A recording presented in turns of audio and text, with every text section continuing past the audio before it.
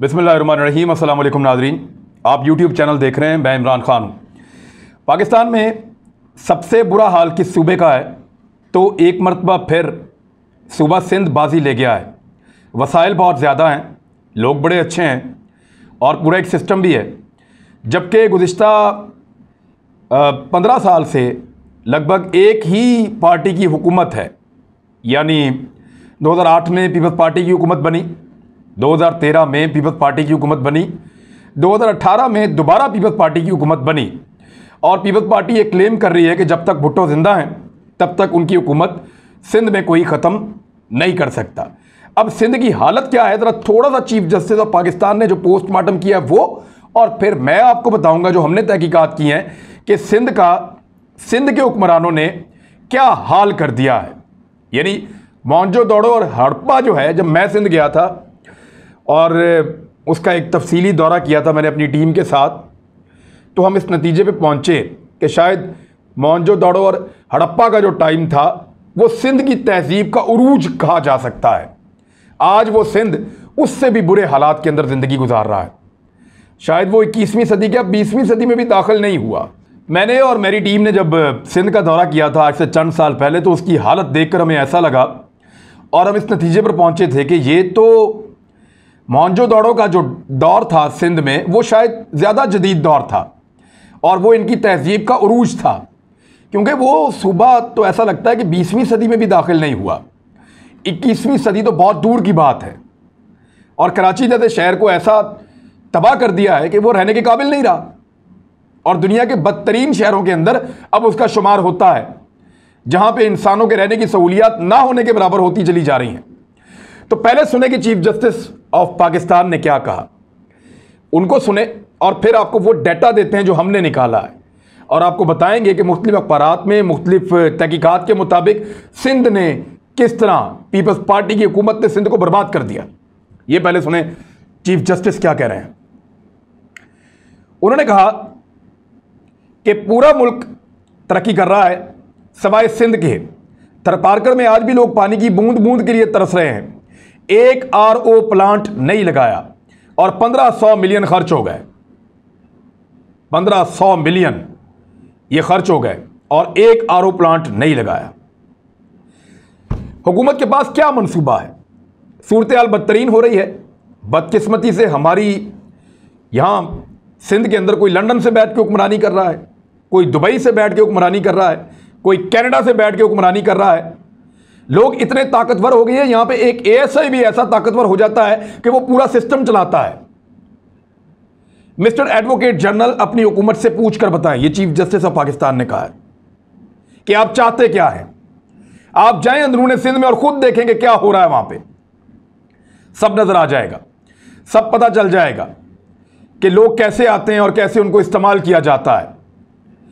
इतने सालों से आपकी हुकूमत है, यहां शहरियों को क्या मिला?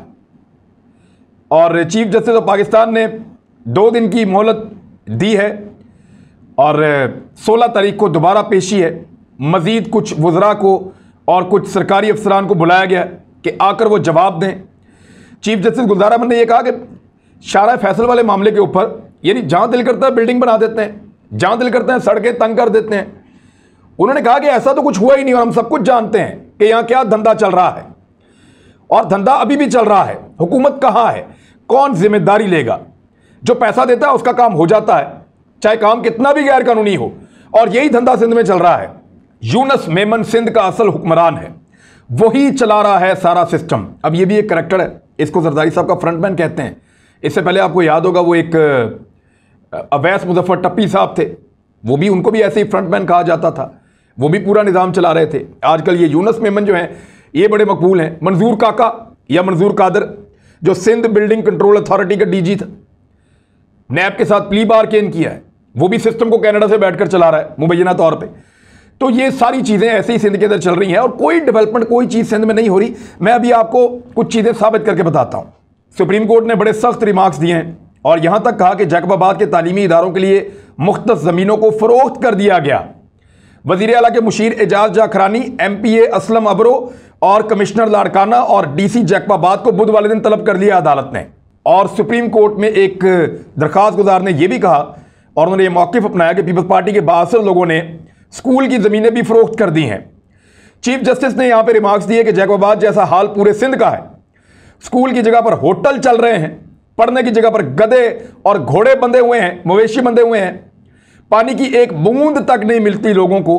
बहरहाल आके अब जवाब दें, सिंध बहुत बुरी तरह फंस गया है। सिंध ये क्लेम करता है कि उनको वफाक पैसे नहीं दे रहा। अब मैं आपको हकीकत बताने वाला हूं कि वफाक उनको कितने पैसे दे रहा है और उन पैसों का सिंध हुकूमत क्या कर रही है। ले जी, सबसे पहले तो खवातीन वाले मामले पे आ जाएं।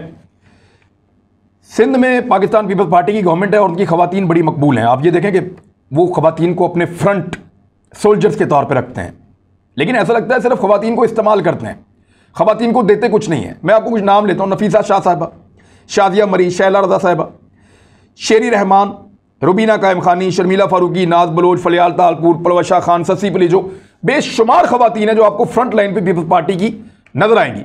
लेकिन इन खवातीन के अलावा सिंध हुकूमत ने सिंध की गरीब खवातीन को कुछ नहीं दिया। ये मैं आपके सामने डाटा रख रहा हूँ। उसमें यह है कि जो सिंध में खवातीन की तरक्की के लिए जितना पैसा आज तक रखा गया है उसको खर्च नहीं किया गया। सिंध हुकूमत ने सिर्फ खवातीन के लिए कानून बनाए हैं, किसी कानून पे अमल दरामद नहीं हुआ। यानी गुज़िश्ता साल कोरोना वायरस के दौरान खवातीन पर तशद्दुद के वाक़यात में जो रिपोर्ट हुई है उसमें पाकिस्तान में आने वाले तमाम वाक़यात में से 27% का जिम्मेदार सिंध है। यानी उनकी आबादी के तनासुब से यह तादाद बहुत ज़्यादा है। 27% खवातीन के साथ जो जुल्म और तशद्दुद के वाक़यात होते हैं जिनमें बेशतर अंदरूनी सिंध में रिपोर्ट ही नहीं होते और वो सिंध में हो रहे हैं। दूसरा ये कि जो सूबाई महकमा है सिंध का, खवातीन से मुताल्लिक जितनी स्कीमें हैं और जितने मंसूबे हैं वो गुज़िश्ता कई दहाइयों से और ख़ास तौर पे पाकिस्तान पीपल्स पार्टी के दौरे हुकूमत से जो उनका तरक्याती बजट है उसको सही इस्तेमाल ही नहीं किया जा सका। इसकी जो सबसे अच्छी मिसाल है ना, वो एक्सप्रेस ट्रिब्यून ने उसको छापा है और वजारत ख़जाना सिंध से ये डाटा उन्होंने हासिल किया है। वजारत ख़जाना सिंध के आदाद शुमार के मुताबिक खवातीन की स्कीमों के लिए फंड्स के इजरा के बावजूद 90% स्कीमों पर काम शुरू ही नहीं हुआ। मुकम्मल होना तो बहुत दूर की बात है।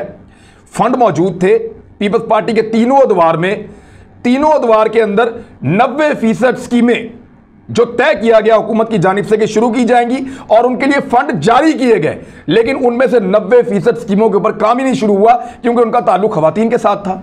महकमा खजाना के एक सीनियर एहलकार ने बताया कि इस बजट में कराची में खवातीन के कम्प्लेक्स के क़याम के लिए 34 मिलियन रुपए रखे गए थे, जिसमें से 8 मिलियन जारी भी हो गए थे, लेकिन इस पर एक पाई भी खर्च नहीं की गई। तो पैसे गए किधर? उन्होंने कहा हम जानते हैं पैसे कहां गए, खा गए लोग। 1 रुपया खर्च नहीं किया। 34 मिलियन रखे, 8 मिलियन निकाल लिए और 1 रुपया खर्च नहीं किया। यह पैसा कौन जवाब देगा, किसके पास गया? जो घरेलू मुलाजिमीन खवातीन हैं, घरों में काम करने वाली, उनके लिए, उनकी बेहतरी के लिए 26 मिलियन रुपए रखे गए थे और इसमें भी कोई पैसा खर्च नहीं किया गया और ना उनके बारे में कोई तसल्ली बख्श रिपोर्ट मौजूद है। महकमा खवातीन जो सिंध का है उसको 13 मिलियन रुपए अलग से दिए गए, उस पर भी 1 पैसा नहीं लगाया गया, 1 पैसा। इसके अलावा खवातीन के महकमा में प्लानिंग और मॉनिटरिंग सेल के क़याम के लिए बजट में 50 लाख रुपए रखे गए थे, उसका भी इस्तेमाल 0% है, 1 रुपया भी खर्च नहीं किया। अब आए, गुज़िश्ता 15 साल से सिंध की 200 से ज़्यादा स्कीमें अभी तक नामुकम्मल हैं। अगर आपने दुनिया की सबसे बड़ी यूनिवर्सिटी भी बनानी है ना, और आपने पहाड़ों के ऊपर भी बनानी है, तो 10 साल में बन जाएगी ज़्यादा से ज़्यादा। कोई बड़ा टॉप का स्कूल, कोई दरिया के ऊपर तामीर करना है ना आपने, या कोई पुल बनाना है बड़ा खौफनाक किस्म का, या बैराज बनाना है, या डैम भी आपने बनाना है, तो 10 साल ज़्यादा से ज़्यादा टाइम हो सकता है। लेकिन यहां पे सिंध की स्कीमें अजीबोगरीब हैं। 15 साल हो गए, 200 से ज़्यादा स्कीमों को शुरू हुए 15 साल हो गए और वो अभी तक मुकम्मल ही नहीं हुई, सारी नामुकम्मल हैं। और परसेंटेज के अंदर देखें तो सारी बिल्कुल इनिशियल सतह के ऊपर खड़ी हैं। इनमें तालीमी इदारे, तालीम के हवाले से जो है वो 50 स्कीमें हैं जो नामुकम्मल पड़ी हैं 15 साल से, और मकामी हुकूमतों के हवाले से 30 स्कीमें नामुकम्मल पड़ी हैं 15 साल से। आबपाशी, जो ये बार बार कहते हैं ना पानी नहीं मिल रहा, पानी नहीं मिल रहा, वो पानी तो तब देंगे जब अपनी स्कीमें आप मुकम्मल करेंगे। 28 स्कीमें जो हैं वो आबपाशी की पड़ी हुई हैं, 15 साल से मुकम्मल नहीं हो रही। 23 पब्लिक हेल्थ इंजीनियरिंग के मनसूबे जो लोगों की फलाह के लिए होते हैं वो भी ऐसे ही पड़े हुए हैं। तो 200 से ज़्यादा स्कीमें हैं सिंध के अंदर जो 15 साल पहले शुरू हुई थी, और आज 15 साल गुजरने के बावजूद उनके ऊपर टके का काम नहीं हुआ, वो मुकम्मल ही नहीं हो रही। 2008 में जब हुकूमत आई थी तो जरदारी साहब ने अनाउंस किया था और इन लोगों ने बड़ा कहा था कि जी हम स्कूल अपग्रेड करेंगे, मिडिल स्कूल को जो है वो हम लेकर जाएंगे हाई स्कूल्स की तरफ, प्राइमरी स्कूल को जो है वो मिडिल स्कूलों की तरफ लेकर जाएंगे, और 400 स्कूलों को हम करेंगे प्राइमरी से मिडिल और 230 को मिडिल से हाई करेंगे। वो कुछ भी नहीं हुआ, वो सारा वैसे के वैसे ही पड़ा हुआ है। जैकबाबाद, नौशेरो फरोज, उमरकोट में IBA कम्युनिटी कॉलेज और Sindh college of arts and design, ये सक्खर का मंसूबा, ये सारे ज़ेर इल्तवा हैं। ये भी 15 साल से नहीं हो पा रहे। 2007 में मुशर्रफ साहब के दौर में मंसूबा बना, पीपल्स पार्टी ने उसको ओन किया कि जो मछेरे हैं, जो मुख्तलिफ झीलों में काम करते हैं, समंदर में काम करते हैं, जैसे कैंचर झील है, मंचर है और दीगर जो माहीगीर वहाँ पे मौजूद हैं, उनके लिए देहात तामीर किए जाएंगे मॉडल किस्म के, और वहाँ पे सहूलियात होंगी उनके लिए। अब 46 लाख रुपए मुख्तस किए गए हैं मौजूदा बजट में, दोबारा आज तक कुछ नहीं हुआ।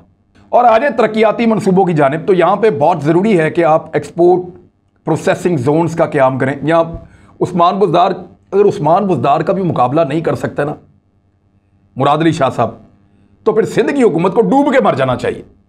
यानी आपको पंजाब में उस्मान बुज़दार से कमज़ोर आदमी नहीं मिलेगा और वो आपसे बेहतर डिलीवर कर रहे हैं।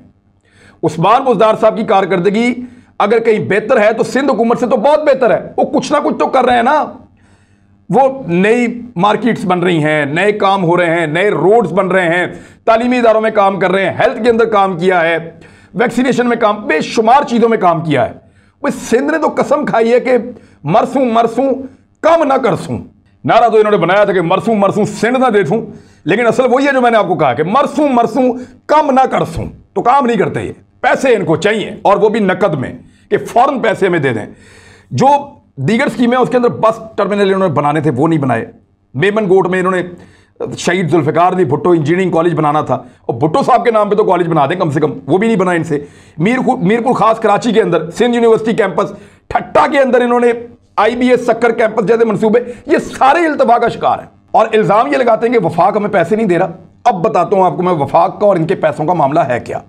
NFC अवार्ड के मुताबिक वफाकी हुकूमत ने सिंध को 742 अरब रुपए देने थे, लेकिन हुआ यह कि जब टैक्स कलेक्शन के अंदर प्रॉब्लम आया तो फिर वो पैसे बन गए लगभग कुछ 600 अरब से ज़ायद। लेकिन जब बजट कलेक्शन के अंदर प्रॉब्लम आया और कोविड में आपके सामने है, पाकिस्तान ने बहुत इंप्रूव किया, अभी भी गुंजाइश है, तो 680 अरब रुपए के लगभग पैसा बन गया जो सिंध को देना था, और 600 अरब सिंध को दिया जा चुका है। भाई अगर आपको पूरे पैसे नहीं मिले, थोड़े से पैसे आपके रह गए अगर 10-15%, तो वो जो 80-85% मिला है उसका काम दिखा दें आपने कहां पे किया है। यानी सिंध के अंदर एक मंसूबा मुकम्मल नहीं करना सिर्फ इसलिए कि हमें जनाब 15 रुपए कम मिले हैं 100 में से। यही पंजाब को भी पैसे कम मिले हैं, बलूचिस्तान को भी कम मिले हैं, खैबर पख्तूनख्वा को भी कम मिले हैं, लेकिन वो उन कम पैसों का बहाना बनाकर अपनी तरक्की रोक के तो नहीं बैठे हुए। वो खवातीन को भी हुकूक दे रहे हैं, वो हर तरह कहीं ना कहीं तरक्की का पहिया घुमा रहे हैं, कहीं ना कहीं हेल्थ में, एजुकेशन में, इंफ्रास्ट्रक्चर पे कहीं ना कहीं वो इन्वेस्ट कर रहे हैं, और हर थोड़े दिन के बाद उनका एक नया मनसूबा सामने आ जाता है। सिंध क्या सामने ला पाया आज तक? इतनी लंबी हुक्मरानी के बाद भी अगर वो काम नहीं कर पा रहे तो कौन कसूरवार है? अब सिर्फ जाते जाते एक चीज मैं आपको बताऊंगा ताकि पीपल्स पार्टी इसको याद रखे। और मजे की बात एक और बताऊं आपको मैं कि मौलाना फजलुर रहमान साहब ने, उनकी जमात ने सिंध हुकूमत के खिलाफ एहतजाज शुरू कर दिया है, क्योंकि उनको पता चला है कि सबसे बुरी कारकर्दगी इनकी है। और अब JUI सिंध हुकूमत के खिलाफ एहतजाज करेगी। अब देखिए थोड़े दिन पहले उनके साथ शेरो शक्कर थे, उनके गले मिलते थे, वो आपस में लीडर बने हुए थे और सिंध की तरक्की उनको नजर आ रही थी, लेकिन जैसे ही इख्तिलाफ हुआ PDM से बाहर हुए, अब उनको सिंध बुरा लगना शुरू हो गया। अब उनको पता चला कि यहां पे कारकर्दगी बहुत खराब है, एहतजाज करना पड़ेगा। अब एहतजाज करेंगे वो। ये है पॉलिटिकल पार्टीज की औकात और अप्रोच पाकिस्तान के अंदर। दुनिया के बदतरीन 10 शहर पता कौन से हैं? पहले टॉप 3 आपको मैं बता दूं। दुनिया में जो सबसे बुरा शहर है रहने के लिए, वो शाम का शहर है दमिश्क, नाइजीरिया का लागोस दूसरे नंबर पे है, और उसके बाद न्यू गिनी का पोर्ट मॉरिस ये तीसरे नंबर पे है, और पाकिस्तान का कराची जो है वो 7वें नंबर पे है दुनिया का बदतरीन शहर रहने के लिए। 7वें नंबर पे दुनिया का बदतरीन शहर जो इंसानों के रहने के लिए है वो कराची है। ये तो हालत कर दी सिंध की आपने। और ये सिंध की तबाही सिर्फ इसलिए है कि सिंध का पैसा मनी लॉन्डर हो जाता है, सिंध का पैसा अल्लल्ले तल्लल्लो में खर्च हो जाता है, सिंध का पैसा ये खा जाते हैं। और सिंध को देते कुछ नहीं है, मनी लॉन्डर करते हैं, बाहर भेजते हैं। और उसी केस के अंदर, इसी किस्म के केस में आसिफ अली जरदारी साहब को एहतसाब अदालत ने दोबारा तलब कर लिया है और आइंदा समाअत 29 जून को है, इनको पेश होना पड़ेगा। एक बात याद रखिएगा, 2 बंदे गिरफ्तार हुए हैं अभी जरदारी साहब से जुड़े हुए, कुछ और लोग गिरफ्तार हो रहे हैं।